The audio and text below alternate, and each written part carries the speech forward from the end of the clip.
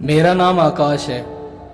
आज मैं मेरी पर्सनल डायरी का आखिरी पन्ना लिख रहा हूँ। मेरी माँ ने मुझसे कहा था, बेटा एक दिन तुम्हें तुम्हारी ज़िंदगी की सबसे बड़ी जंग लड़नी है, इसलिए तुम्हारी ज़िंदगी में आने वाली मामूली रुकावटों से कभी डगमगाना नहीं। तो आज ही का वो दिन है जब मैंने वो जंग जीत ली है और इंतज़ार कर रहा हूँ सूरज निकले ताकि मैं सूर्य उदय देख सकूं।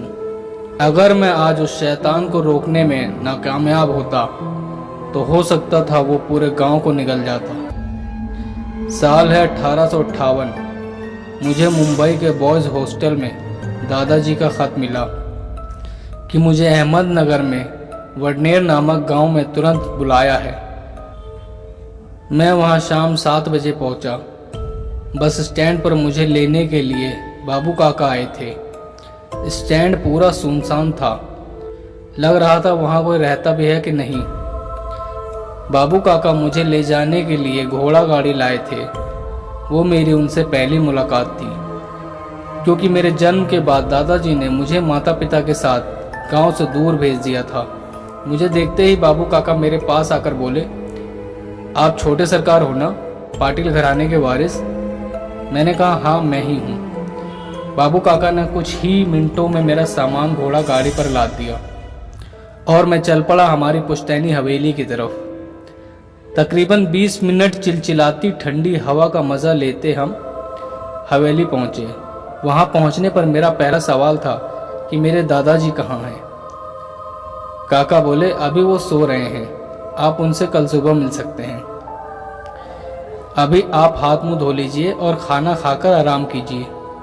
जब मैं हवेली की तरफ बड़े ध्यान से देख रहा था तब मुझे ये एहसास हो रहा था कि अब मेरी ज़िंदगी में कुछ भयानक होने वाला है, जिसके बारे में मेरा मन कल्पना भी नहीं कर सकता। उसके बाद मैं नहा धोकर फ्रेश हो गया। बाबू काका की पत्नी ने मेरे स्वागत में बहुत सारे पकवान बनाए थे। मैं खाने पर इस तरह टूट पड़ा जैसे कि हफ्तों से खाना नहीं खाया। खाने के बाद मैं आंगन में टहलने लगा। मन में एक सवाल बार बार उठ रहा था, इतने सालों बाद दादाजी ने अचानक इस तरह जल्दी क्यों बुलाया और अपने एक लौते नाती को लेने वो खुद क्यों नहीं आए। इन सब में मन यादों की गहराई में कुछ ढूंढ रहा था। बाबू काका ने मुझे मेरा कमरा दिखाया, जो कि एक बेडरूम कम पुस्तकालय ज़्यादा था। मुझे कमरे में ले जाने के बाद वो बोले, ये आपके पिताजी का कमरा था, उनका बचपन यहीं गुजरा था और आज से ये आपके हवाले। इस कमरे में आपको आपके पूर्वजों का इतिहास और रहस्य मिलेंगे। किताबों से मुझे लगाव था ही, तो मेरा भी मन लग गया वहाँ। जगह ना होने की वजह से मुझे नींद नहीं आ रही थी, तो मैंने किताबों को छानना शुरू कर दिया। किताबों को बनाते वक्त एक चीज़ मेरे निरीक्षण में जल्द ही आई। वहाँ पर सारी किताबें नर पिशाच और गुप्त धन के विषय में थी और एक भी किताब के ऊपर किसी लेखक का नाम नहीं था। सारी किताबें हाथ से लिखी थी। सबके कवर पर भी हाथ से चित्र बनाए हुए थे। उन किताबों की अलमारी को चेक करते करते जब मैंने अलमारी के निचले हिस्से की आखिरी किताब को निकाला, तभी ज़मीन पर अचानक से एक दरवाज़ा खुल गया। अचानक से खुलने वाले दरवाजे की वजह से मैं हड़बड़ा गया था। मैंने किताबें वहीं छोड़ी और उस तहखाने के पास गया और जब मैंने अंदर झांक कर देखा तब मुझे नज़र आए मेरे दादाजी राजा राम पाटिल। वो बोले, आओ बेटा, मैं तुम्हारा ही इंतज़ार कर रहा था। मैं तहखाने की सीढ़ियों से जैसे जैसे नीचे उतर रहा था वैसे वैसे अंदर ठंड बढ़ रही थी। मेरे नीचे पहुंचने के बाद दादाजी ने दीवार पर एक सुनहरी चाबी लगाकर दरवाज़ा बंद कर दिया। मैं उनके साथ तहखाने के अंदर गया। वहाँ जो देखा वो देखकर मेरी रूह कांप गई। वहाँ पर अधमरी हालत में एक नर पिशाच चांदी के पिंजरे में कैद था। मैंने दादाजी को पूछा, ये सब क्या है? वो बोले, ये शैतान का श्राप है और इस श्राप को तुम्हें मिटाना है, क्योंकि तुम उस भविष्यवाणी का हिस्सा हो जो 100 साल पहले हमारे पूर्वजों ने लिखी थी। तुम इस गांव की आखिरी उम्मीद हो। ये सब सुनकर मुझे झटका सा लगा, पर मैंने अपने मन को पक्का कर लिया। फिर दादाजी मुझे तहखाने के दूसरे कमरे में ले गए। उन्होंने मेरी आंखों में देखा और बोले, आकाश तुम कुछ पूछो, इससे पहले ही मैं तुम्हें पूरी कहानी बताता हूँ। हम दोनों एक चबूतरे पर बैठ गए और दादाजी ने कहानी बताना शुरू किया। आज से ठीक 100 साल पहले वडनेर एक हंसता खेलता बढ़ती आबादी वाला गांव था। सब तरफ खुशहाली थी। तुम्हारे परदादा गांव के सबसे अमीर और विद्वान आदमी थे। सभी उनकी बहुत इज्जत करते थे। इस गांव पर कोई भी मुसीबत आए तो सबसे पहले तुम्हारे दादाजी यशवंत राव मदद करने के लिए आगे आते थे। सब कुछ सही चल रहा था, पर एक दिन सुबह यशवंत राव और उनके छोटे भाई संग्राम खेत में खुदाई कर रहे थे।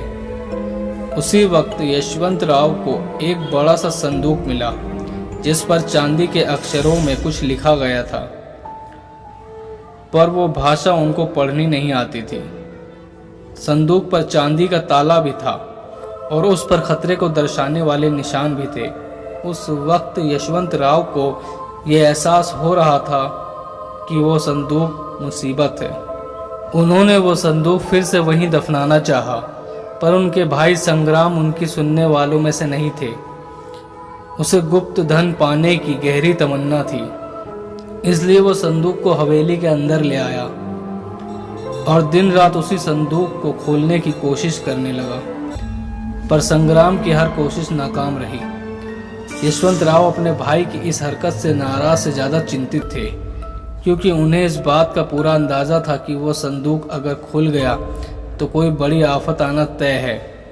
फिर यशवंत राव ने अपने पूरे परिवार को आगाह कर दिया कि कोई भी उनके आदेश के बिना संग्राम के कमरे में कदम नहीं रखेगा। यशवंत राव ने संग्राम से बात करने की कोशिश भी की, पर कोई फायदा नहीं हुआ। संग्राम बदल सा गया था। उसने खाना पीना भी छोड़ दिया था। यशवंत राव अब परेशान से रहने लगे थे, क्योंकि संग्राम अब उस मनुष्य संदूक के हवाले हो गया था। एक दिन दोपहर को यशवंत राव ध्यान करने बैठे थे, तभी उनकी पत्नी आशा ताई यानी कि तुम्हारी परदादी उनके पास आई और डरे हुए स्वर में बोली, संग्राम को मैंने बिल्ली की गर्दन से खून पीते हुए देखा है। अपनी पत्नी की कही बात पर यशवंत राव ने कोई प्रतिक्रिया नहीं दी।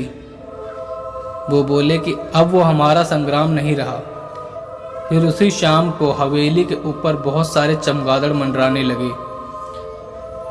वातावरण में अजीब सी नकारात्मक ऊर्जा महसूस होने लगी।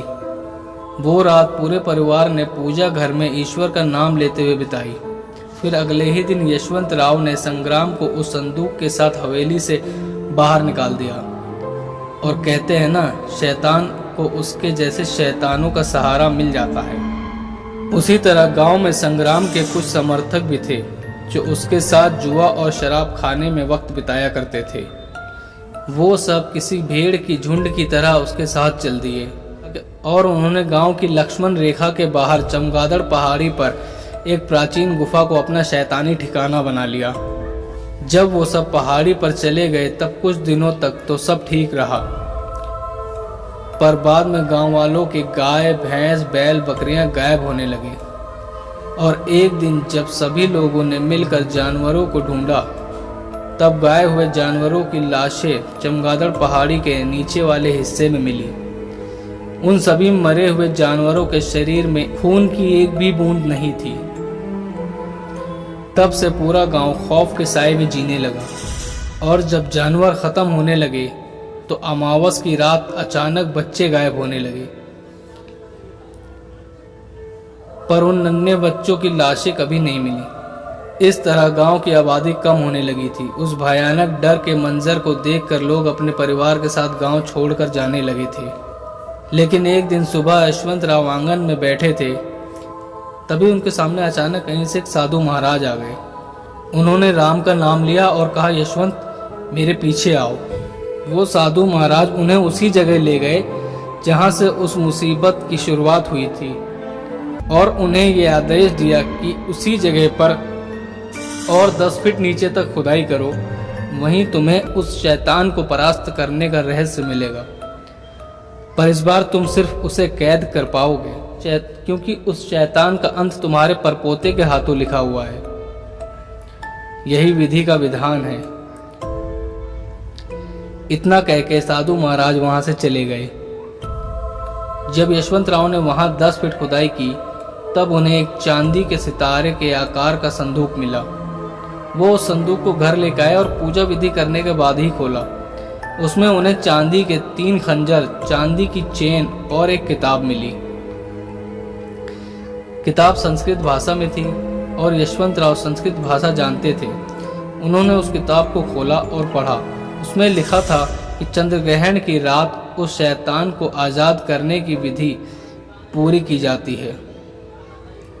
उसके लिए एक कुंवारी लड़की की बलि देकर उस शैतान को आज़ाद किया जाता है। अगर उसे रोका नहीं गया तो वो शैतान सारे इंसानों को अपनी तरह पिशाच बना देगा। इस बला को रोकने के लिए उसे चांद की रोशनी के नीचे चांदी के खंजर से उसके दिल पर वार करना होगा। पर एक हथियार से केवल एक ही बार शैतान पर वार किया जा सकता है।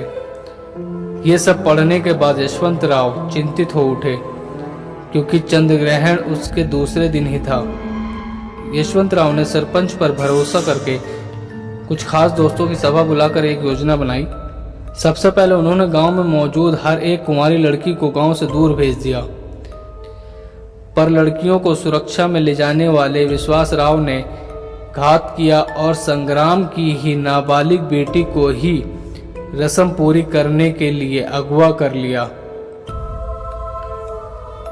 फिर गांव में जैसे आतंक सा फैल गया। अब कुछ बड़ा अनर्थ होने वाला है। इस डर से गांव वाले घर में ही दुबके बैठे रहे। उस वक्त यशवंतराव के लिए चुनौती 2 गुनी हो गई थी। अब तक सामना भाई से था, अब शायद साक्षात नर पिशाच से होने वाला था।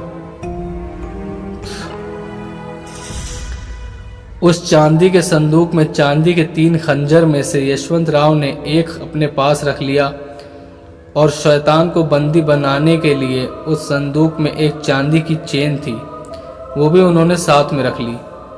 रात को चंद्र ग्रहण 12 बजे से 1 बजे तक चलने वाला था। उन्होंने अकेले ही जाने का निर्णय लिया। जाने से पहले उन्होंने मुझे नज़दीक बुलाया और साधु महाराज के भविष्यवाणी के बारे में समझाया। इस गुप्त तहखाने की चाबी और वह दिव्य चांदी का संदूक मेरे हाथ में दिए और निकल पड़े अकेले ही शैतान को रोकने। चंद्रमा पर ग्रहण लगने में कुछ ही घंटे बाकी थे। रात में लालटेन हाथ में लिए वो अकेले ही पहाड़ चढ़ रहे थे। पहाड़ पर इतनी शांति थी कि जरा सी आहट से रूह कांप उठती थी। खतरा किसी भी दिशा से आ सकता था। जब वो पहाड़ी की चोटी के थोड़ा करीब पहुंचे, तब वहां पे संपत उनकी राह देख रहा था, जो कभी उनके साथ स्कूल में पढ़ता था। उसका सर धड़ से अलग करते वक्त पिताजी की आंखों में आंसू आए थे। उसका सर धड़ से अलग करते वक्त पिताजी की आंखों में आंसू थे। फिर वो पहाड़ी की चोटी के थोड़ा और नजदीक थे। वहां उन्हें चचेरे भाई आत्माराम को मारना पड़ा। अब सिर्फ संग्राम से मिलना बाकी था।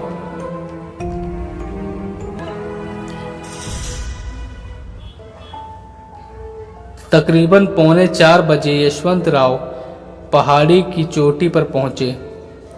चंद्रग्रहण में कुल 20 मिनट बाकी थे। तुम्हारे परदादा उस भूतिया गुफा में दाखिल हुए। वहां पे गुप अंधेरा था। उन्होंने कमर में लगी छोटी छोटी मशालें जलाईं और उन्हें जो सामने नजारा दिखा उसे देखकर उनकी आत्मा कांप उठी। गुफा में बच्चों की हड्डियों के कंकाल थे।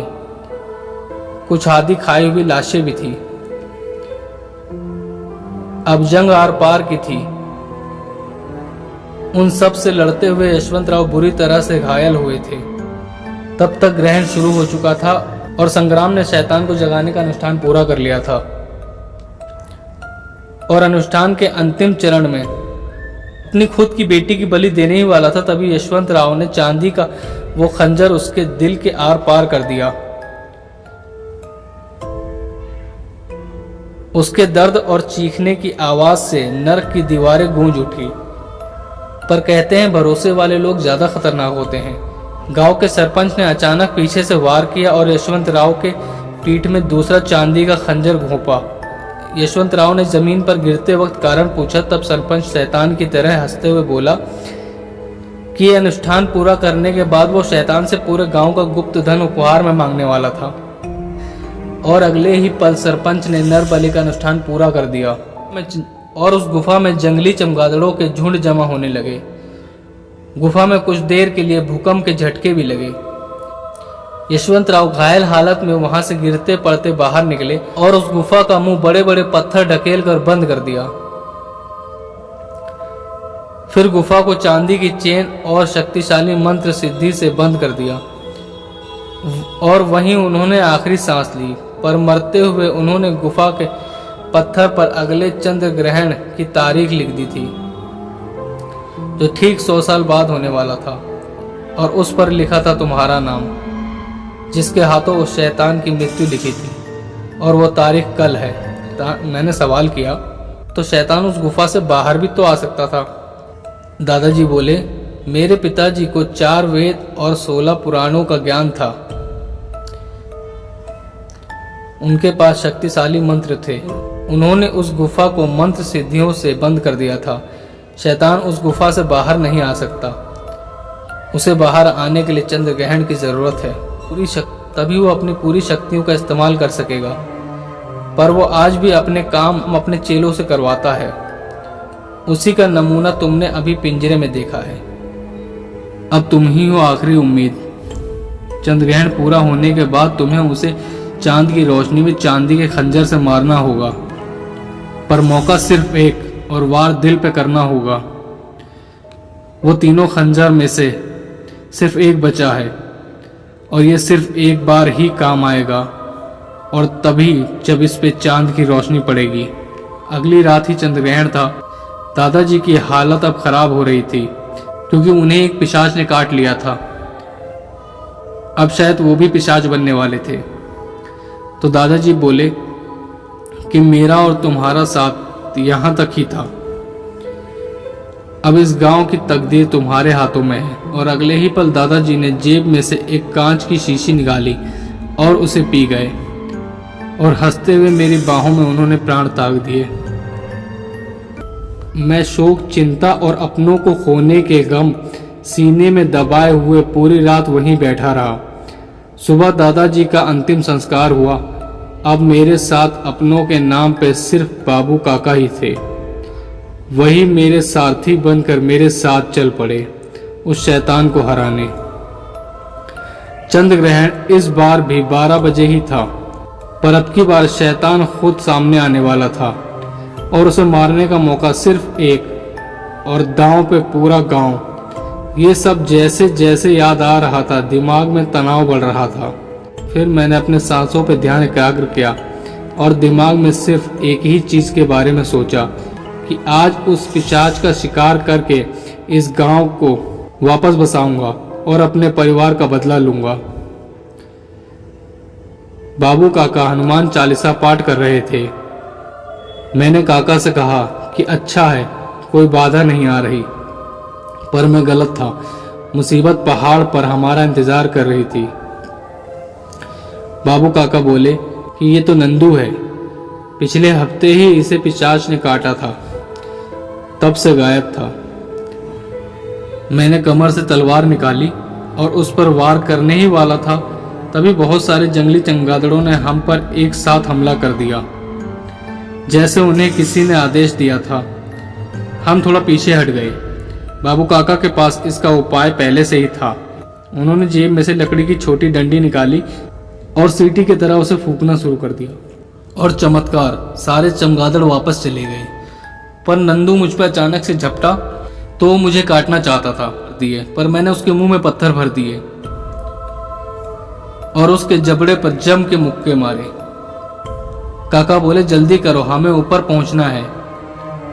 मैंने म्यान से तलवार निकाली और नंदू का सिर धड़ से अलग कर दिया। मैं जब पहाड़ की चोटी पर पहुंचने वाला था, तब चंद्रग्रहण शुरू हो चुका था और वो शैतानों का सरताज एक बड़े काले पत्थर के ऊपर मेरी ओर पीठ करके बैठा था। वो मौत का मंजर देखकर मेरे दिल में बिजली का झटका सा लगा।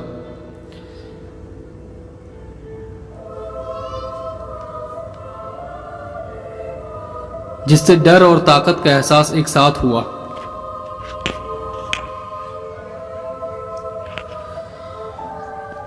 शैतानों का बादशाह मेरी ओर पीट करके चंद्र ग्रहण के आखिरी पल गिन रहा था और शायद अपनी मौत का इंतजार कर रहा था। बाबू काका चोटी पर पहुंचने से पहले ही मुझे इशारा करके चुपके से घनी झाड़ियों में चले गए थे। मैं आगे चलते चलते उसकी पीठ के सामने जाके खड़ा हुआ। चंद्र ग्रहण खत्म होने में थोड़ा सा समय बाकी था। वो एक अजीब और जानलेवा आवाज निकालते हुए पीछे मुड़ा। जब उसने मुझसे नजरें मिलाई तब मुझे ऐसा लगा काटो तो मेरे बदन में खून नहीं।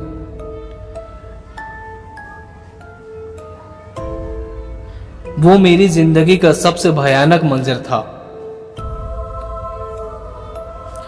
वो उठ के खड़ा हुआ। उसका कद तकरीबन 7 फीट का था।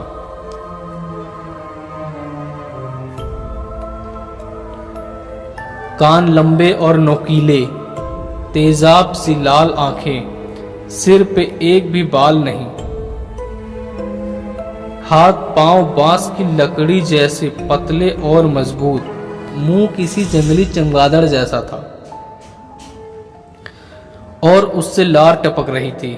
न जाने कितनी सदियों से भूखा था। मेरी नजर उस पे ही थी।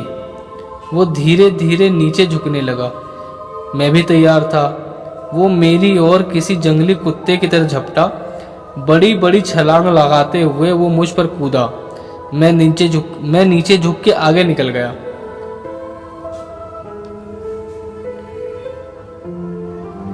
मैं बस समय निकाल रहा था। चंद्रग्रहण खत्म होने में बस कुछ ही पल बाकी थे और मैंने शैतान को ललकारा। बस शैतानों के बादशाह इतना ही कर सकता है। मेरे ये शब्द सुनने के बाद वो पागलों सा चिल्लाने लगा। एक पल के लिए मुझे ऐसा लगा शायद मैंने उसे कुछ ज्यादा ही भड़का दिया।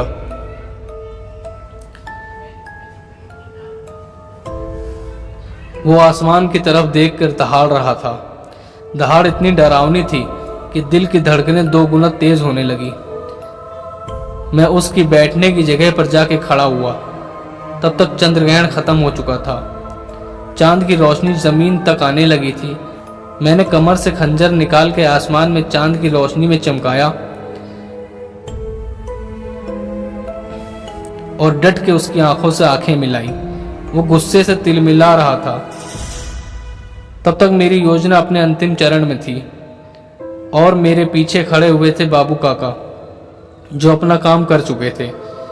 उन्हें मैंने संदूक लाने भेजा था, जो कि शैतान का उगम या फिर कहो जन्म स्थान था। उस शैतान का दिल सीने में नहीं, उस बक्से में छुपाया गया था। यही वो पल था जिसके लिए मेरा जन्म हुआ था। बाबू काका ने संदूक में से वो धड़कता हुआ काले खून वाला दिल निकाल के मेरी ओर फेंका। वैसे ही मैंने उस दिल की तरफ बिजली की रफ्तार से छलांग लगाई और वो नर पिशाच भी अपनी पूरी शक्ति से मेरे पीछे पीछे झपटा। पर इस बार इंसानियत का पलड़ा भारी था और मेरे हाथ के खंजर से शैतान का धड़कता हुआ दिल बीच में से कट गया। पर अनहोनी अभी बाकी थी। शैतान ने मरते मरते मुझे काट लिया। बाबू काका छोटे सरकार कहते हुए मेरे पास आए। उनकी आंखों में आंसू थे। मैंने कहा, मेरा काम पूरा हुआ काका, अब गांव वापस बच सकता है। मेरे पास समय कम है क्योंकि वो दंश नरपिशाच का है, जिसका मौत के अलावा कोई इलाज नहीं। मैं एक पत्थर को पीठ लगाकर बैठ गया और बाबू काका को अलविदा कह दिया क्योंकि मुझे महसूस हो रहा है कि मैं नरपिशाच बन रहा हूँ। मेरी बात मान के काका गांव को सूचित करने निकले हैं। सूर्योदय में कुछ ही क्षण बाकी हैं और मैं अपनी पर्सनल डायरी में मेरी जिंदगी के आखिरी शब्द लिख रहा हूँ और मेरे सामने पड़ा वही तीसरा खंजर जिस पर शैतान के बाद अब मेरा खून लगने वाला है। अलविदा प्यारी दुनिया।